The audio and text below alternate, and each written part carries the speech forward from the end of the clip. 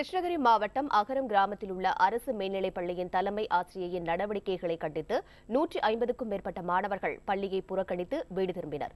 தலைமை ஆசிரியை அநாகரிகமான வார்த்தைகளை பள்ளி வளாகத்திற்குள் பயன்படுத்துவதாகவும் பள்ளி ஆசிரியர்களை மோசமாக நடத்துவதாகவும் குற்றச்சாட்டு எழுந்துள்ளது. தகவல் அறிந்து விரைந்து வந்த மாவட்ட கல்வி அலுவலர், வட்டார வளர்ச்சி அலுவலர் ஆகியோரை பள்ளிக்குள் விடாமல் தலைமை ஆசிரியை விரட்டியடித்துள்ளார்.